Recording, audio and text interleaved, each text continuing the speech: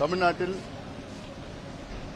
மக்களவை தொகுதிகள் உயரும், அதேபோன்று சட்டமன்ற தொகுதிகள் உயரும். அதாவது குறிப்பா இப்பொழுது மக்களவையில் 39 தொகுதிகள் இருக்கிறது. இது 59 தொகுதிகளாக உயரும். மக்களவையில் இன்று 39 தொகுதிகளில் வெறும் 5 பெண் உறுப்பினர்கள் தான் இருக்கின்றார்கள். இது 59 உயர்ந்தால் 20 தொகுதிகள் கூடுதலாக, அதாவது 20 தொகுதிகளில் பெண் உறுப்பினர்கள் வருவார்கள். இது பெண்களுக்கு மிக முக்கியமான ஒரு சட்ட திருத்தம். அதேபோன்ற சட்டமன்ற தொகுதிகளில் இன்று இருப்பது 234. அது உயர்ந்தால் 351 உயரும். அதில் 117 பெண்கள் உறுப்பினர்களாக வந்தே ஆக வேண்டும். இப்பொழுது 234 வெறும் 23 பெண்கள் தான் இருக்கின்றார்கள். ஆக இது முக்கியமான ஒரு காரணம். அடுத்த காரணம், இப்போ தமிழ்நாட்டிலே 8 கோடி மக்கள், அதில் 39 மக்களவை தொகுதிகள் என்று பார்த்தால் சராசரியாக ஒரு எம்பிக்கு 20 லட்சம் மக்கள் தொகை அடிப்படையில் மக்கள் இருப்பார்கள். பீகாரிலே கிட்டத்தட்ட 35 லட்சம் பேர் இருக்கின்றார்கள் ஒரு எம்பிக்கு சராசரியாக மக்கள் தொகை, வாக்காளர்கள் மக்கள் தொகை. இது குறைய வேண்டும். அதே போன்ற ஒரு எம்எல்ஏக்கு தமிழ்நாட்டிலே இப்போ 8 கோடி மக்கள் 234 தொகுதிகள் என்றால் சராசரியாக பார்த்தீர்கள் என்றால் ஒரு எம்எல்ஏக்கு 3.4 லட்சம் மக்கள் தொகை. இப்போ இது மறுசீரமைப்பு வந்தால், தொகுதிகள் உயர்ந்தால் கிட்டத்தட்ட இப்போ 20 லட்சத்திலிருந்து வெறும் 13 லட்சமாக குறையும். வாக்காளர்கள் வெறும் 10 லட்சம், ஒரு எம்பிக்கு 10 லட்சம் வாக்காளர்கள், அவ்வளவுதான். அதே போன்ற ஒரு எம்எல்ஏக்கு இன்னைக்கு 3.4 லட்சம் பேர் மக்கள் தொகைன்னா அது கிட்டத்தட்ட ஒரு 2.4 லட்சமாக குறையும். வாக்காளர்கள் பார்த்தீங்கன்னா 1,60,000 வாக்காளர்கள் சராசரியா வருவார்கள் ஒரு எம்எல்ஏக்கு தமிழ்நாட்டில். இது அவசியமானது, இதுதான் வேண்டும்.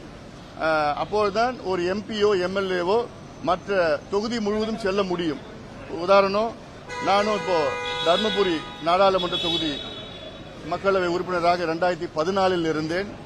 அப்பொழுது என்னுடைய தொகுதியில கிட்டத்தட்ட 2000 கிராமங்கள் இருந்தது. இந்த 2000 கிராமத்திற்கு 5 ஆண்டுகளில் ஒரு முறைதான் செல்ல முடியும்.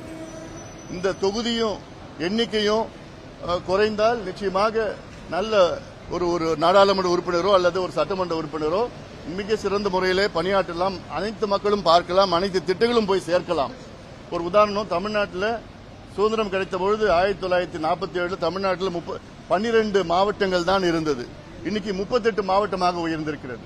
அதே போன்று தமிழ்நாட்டில் 40 ஆண்டுகளுக்கு முன்பு 3 மாநகராட்சிகள், கார்பரேஷன்ஸ் தான் இருந்தது, சென்னை, கோயம்புத்தூர், மதுரை. இன்னைக்கு கிட்டத்தட்ட 25 மாநகராட்சிகள் உயர்ந்திருக்கிறது. 40 ஆண்டுகளுக்கு முன்பு 100 நகராட்சிகள் தான் இருந்தது. இன்று கிட்டத்தட்ட 137 நகராட்சிகள் உயர்ந்திருக்கிறது. இது நிச்சயமா நிர்வாகத்துக்கு ஏதுவாக இருக்கும். அதனால இந்த தொகுதி மறுசீரமைப்பு வந்தால் தமிழ்நாட்டுக்கு நிச்சயமாக நன்மைதான். குறிப்பாக பெண்களுக்கு நன்மை, பெண்கள் முன்னேற்றத்திற்கு நன்மை. கூடுதலாக பெண்கள் சட்டமன்ற உறுப்பினர்களாக, நாடாளுமன்ற உறுப்பினர்களாக, கூடுதலாக அமைச்சர்களாக வருவார்கள். இது விமென்ஸ் எம்பவர்மெண்ட். இதுல ஏதோ தெற்கு குறையும் வடக்கு அதிகமாகும் அப்படிலாம் கிடையாது. கடந்த காலத்துல தான் இந்த தொகுதி மறுசீரமைப்பு பாத்தீங்கன்னா இது மக்கள் தொகை எண்ணிக்கையில் வந்தது. இப்போ விகிதாச்சார முறையில், பெர்சன்டேஜ் முறையில், ப்ரோராட்டா பேசிஸ்ல பெர்சன்டேஜ். தமிழ்நாட்டில் 50 விழுக்காடு என்றால் மகாராஷ்டிராவில் 50 விழுக்காடு, உத்தரப்பிரதேசில் 50 விழுக்காடு, பீகாரில் 50 விழுக்காடு. ஆக all across the board 50% increase in seats. நிச்சயமா இது வேண்டும். இல்லை அதனால இதுல சில பேர் சில வாதங்கள் எங்களுக்கு நாடாளுமன்றத்தில் பேசுறதுக்கு வாய்ப்பு கிடைக்காது, அதிக எண்ணிக்கையில் பேசுறதுக்கு வாய்ப்பு கிடைக்காதுன்னா இதெல்லாம் ஏற்றுக்கொள்ள முடியாத ஒரு வாதம். பேசுறதுக்கு வாய்ப்பு அந்த கட்சி தலைமை கொடுக்கணும். நாடாளுமன்றத்தில் பேசுறதுக்கு எப்படி வாய்ப்புனா, ஒவ்வொரு கட்சிக்கும் எவ்வளவு எம்பிக்கள் இருக்கின்றார்களோ அத்தனை அந்த எம்பிக்கு தகுந்த மாதிரி நேரத்தை ஒதுக்குவார்கள். நீங்க கேட்கறது உங்க கட்சி கிட்ட கேட்கணும். நான் பேசணும்னு உங்க கட்சிகிட்ட சண்டை போடணும். இந்த காரணம்லாம் வைக்கக்கூடாது. இன்னொரு உதாரணம் நான் சொல்றேன். மற்ற நாடுகளை எடுத்துக்கங்க, இங்கிலாந்து நாட்டை எடுத்துங்க. இங்கிலாந்து நாட்டில் அவங்க மொத்தம் மக்கள் தொகையே 6.5 கோடி மக்களுக்கு 650 நாடாளுமன்ற உறுப்பினர்கள் இருக்கின்றார்கள். கிட்டத்தட்ட 1 லட்சம் பேருக்கு ஒரு நாடாளுமன்ற உறுப்பினர் இங்கிலாந்துல. ஜெர்மனியில் பாத்தீங்கன்னா 8.5 கோடி மக்கள் இருக்கின்றார்கள். அவங்க 630 எம்பிக்கள். சைனாவில் 1.4 பில்லியன், 140 கோடி கிட்டத்தட்ட. அங்க 3000 எம்பிக்கள் சைனாவில் இருக்கிறாங்க. இப்போ ஒவ்வொரு நாட்டிலும் அதிக எண்ணிக்கையில் தான் இருக்கிறாங்க எம்பிக்கள். அதனால இந்தியாவிலேயும் எம்பிக்கள் அதிகமா வரணும். அது மட்டும் இல்ல, எம்எல்ஏக்களும் அதிகமா வரணும். பெண்கள் அதில் அதிக பிரதிநிதித்துவம் பெண்களுக்கு வர வேண்டும். அப்போதான் வரும் அதுல. அதனால அவர்கள் சொல்கின்ற காரணம் எல்லாம் ஏற்றுக்கொள்ள முடியாத காரணம்.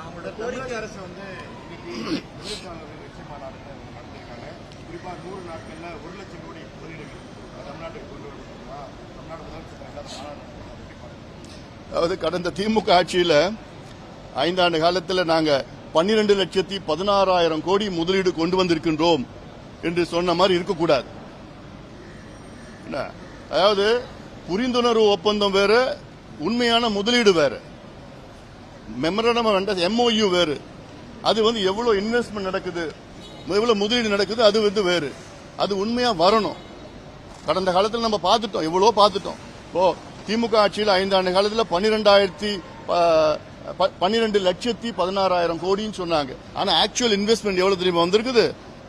கிட்டத்தட்ட 1.5 லட்சம் கோடி தான். அது போன்று இருக்கக்கூடாது. அதனால அது மட்டும் இல்ல, இப்போ முதலீடு வந்ததுன்னா மகிழ்ச்சி. ஆனால் அதுக்கேற்ப வேலை வாய்ப்புகள் உருவாகணும். ஏன்னா இன்னைக்கு வேலை இல்லாததான் கிட்டத்தட்ட தமிழ்நாட்டில் 1 கோடி இளைஞர்களுக்கு, படித்த இளைஞர்கள் மேல வேலை இல்லாம இருக்கிறாங்க. அவங்களுக்கு வேலை வாய்ப்பு உருவாக்கணும். அது இல்லாம இன்னும் முக்கியமான ஒரு சட்டம். என்ன சட்டம்னா, தமிழ்நாட்டில் தனியார் தொழிற்சாலைகளில் 80 விழுக்காடு வேலை வாய்ப்புகள் உள்ளூர் இளைஞர்களுக்கு வழங்க வேண்டும் என்று சட்டத்தை கொண்டு வர வேண்டும். இந்த சட்டம் ஆந்திரா, கர்நாடகா, மகாராஷ்டிரா, ஹரியானா, குஜராத்தில் சட்டம் இருக்கிறது. இது தமிழ்நாடு கொண்டு வரணும். இது தேர்தல் வாக்குறுதியில் தவாக அரசு இது கொடுத்திருக்கிறாங்க. அதெல்லாம் கொண்டு வாங்க, சீக்கிரம் கொண்டு வாங்க. வேலை வாய்ப்பு உருவாகும்.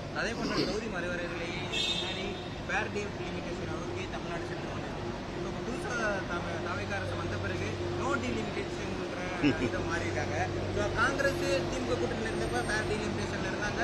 தாவேகாக்கு நோ டீலிமிட்டேஷன் நோக்கி நாங்கள் வேற ஏதோ ஒரு பிரஷர் இருந்தாங்க. அதாவது காங்கிரஸ் பாத்தீங்கன்னா 3 மாதத்திற்கு முன்பு அங்க நாடாளுமன்றத்தில் பிளக்கார்டு வச்சிருந்தாங்க, ஃபேர் டீலிமிட்டேஷன். இப்போ காங்கிரஸ் 3 மாதத்திற்கு பிறகு நோ டீலிமிட்டேஷன். இந்த 3 மாதத்துல காங்கிரஸுக்கு என்ன ஆச்சு? என்ன பிரச்சனை உங்களுக்கு? மத்திய அரசுல நாடாளுமன்றத்தில் அவங்க சொன்னாங்க, நாங்க ஃபேர் டீலிமிட்டேஷன் எல்லாத்துக்கும் அக்ராஸ் த போர்ட் 50 விழுக்காடு எல்லாத்தையும் உயர்த்துவோம், 50% increase all across all the states pro rata பேசிஸ்ல சொல்றாங்க. இதுதான் ஃபேர் டீலிமிட்டேஷன். இல்ல யாருக்குமே எந்த பாதிப்பும் வரப்போறது கிடையாது. ஒரு சில வாதங்கள் என்னன்னா, தென் மாநிலங்களுக்கு மிக எண்ணிக்கை குறைவா வரும், வட மாநிலங்களுக்கு எண்ணிக்கை அதிகமாகும்.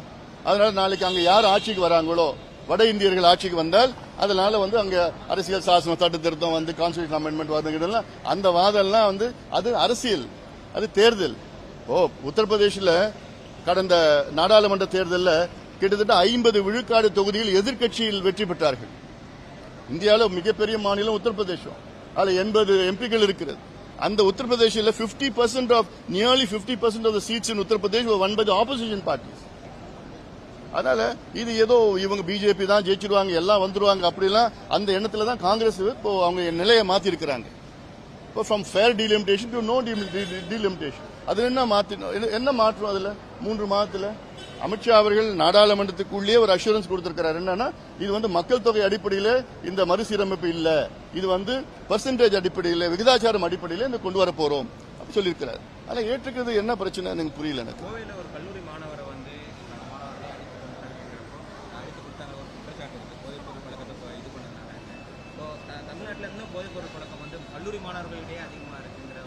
அதுதான் இந்த 5 ஆண்டு காலம் அந்த பழக்கத்தை ஊக்குவித்துனா மறைமுகமாக நேரடியாக எல்லா வகையிலையும் ஊக்குவித்தது கடந்த திமுக ஆட்சி தான். இன்னும் அதுல இருந்து நம்ம வெளியே வரல, மீட்டெடுக்கல. ஏன்னா லட்சக்கணக்கான இளைஞர்கள் இந்த போதை பழக்கத்துக்கு அடிமையாகி அவங்க மீட்டெடுக்க வேண்டும், கண்டறிய வேண்டும், அந்த சோர்சஸ் எல்லாம் அது குறைக்க வேணும், எல்லாம் இருக்குது. நிறைய பிரச்சனைகள் இருக்கு. அதுல இன்னும் தீவிரம் அரசு காட்ட வேண்டும்.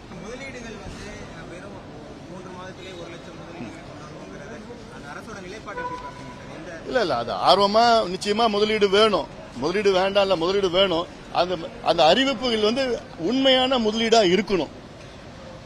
புரிந்துணர்வு ஒப்பந்தம் என்பது ஏதோ ஒரு மெமரண்டம் MOU, அது உண்மையான முதலீடா வரணும். வந்தால் நிச்சயமா மகிழ்ச்சி. அதில் முதலீட்டாளர் நிகழ்வுகளை கூட பத்திரிகையாளர்களுக்கு உள்ள அனுமதிக்க மாட்டேங்கிறாங்க. அது என்ன சீக்கிரட்னு தெரியல எனக்கு. அதில் இல்ல தொடர்ந்து நம்ம தமிழக அரசோட தாவேக்காவோட நிகழ்ச்சிகள்ல தமிழக அரசோட நிகழ்ச்சிகள்ல எதுலையுமே பத்திரிகையாளர்கள் உள்ள அனுமதிக்கல, இல்ல எந்த ஊடகங்களுக்கும் உள்ள அனுமதி இல்லைங்கிற ஒரு போக்கு வந்து கடைபிடித்து வராங்க. ஜனநாயகபூர்வமான இல்ல அரசு என்பது இது ஒன்று பொதுவானது.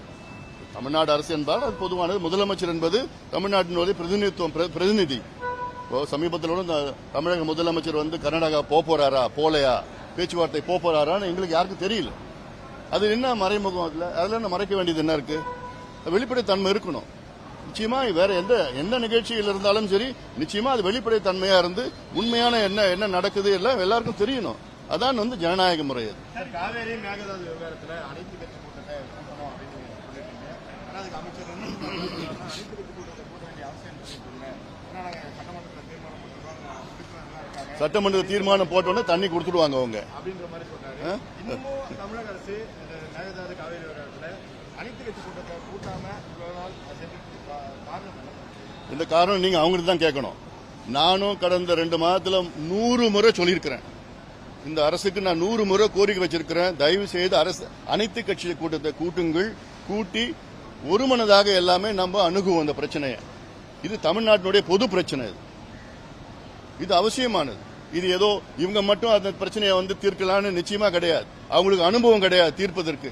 அதனால அனுபவமிக்க எத்தனையோ கட்சிகள் தமிழ்நாட்டில் இருக்கு. அவங்க கிட்ட யோசனைகள் ஆலோசனைகள்லாம் கேட்டு அதுக்கப்புறம் ஒரே அணுகுமுறை போட்டு இப்போ 3 முறை இந்த 2 மாதத்துல 3 முறை மத்தியில் இருக்கிற அரசு நீர்வளத்துறை ஆணையம், காவிரி ஆணையம், அந்த ஒழுங்கு நடவடிக்கை ஒழுங்காற்று குழு எல்லாமே 3 மாதத்துல 3 முறை ஆணைட்டு, சரி 2 மாதத்துல 3 முறை ஆணைட்டு இருக்கிறாங்க கர்நாடகாவுக்கு தண்ணி திறந்து விடணும்.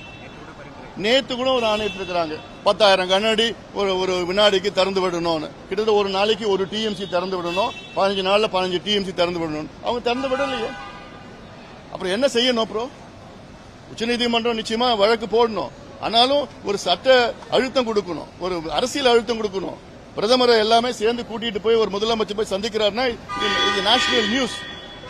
இது நேஷனல் நியூஸ். இது ஏன்னா இந்தியாவில் ஒரு மாநிலம் மத்திய அரசை மதிக்கல, உச்சநீதிமன்ற தீர்ப்பை மதிக்கல, கடந்த கால ஒப்பந்தங்களை மதிக்கல ஒரு மாநிலம்னா இது எல்லா மாநிலத்துக்கும் தெரியணும். அது ஒரு இதுதான் ஒரு அரசியல் அழுத்தம். அது இந்த அழுத்தம் நான் கொடுக்க மாட்டேன், இல்ல நான் மட்டும் தான் அந்த பிரச்சனையை நான் பார்ப்பேன்.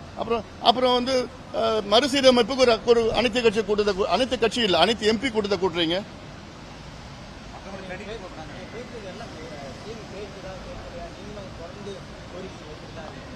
அது என்னுடைய கடமை. அது கேட்கிற வரைக்கும் நாங்க பேசிட்டு தான் இருப்போம், கேட்க வைப்போம், கேட்கிற வரைக்கும் பேசிட்டு தான் இருப்போம். அதான் ஒரு அரசியல் கட்சியினுடைய வேலை. முடிச்சுக்கலாமா?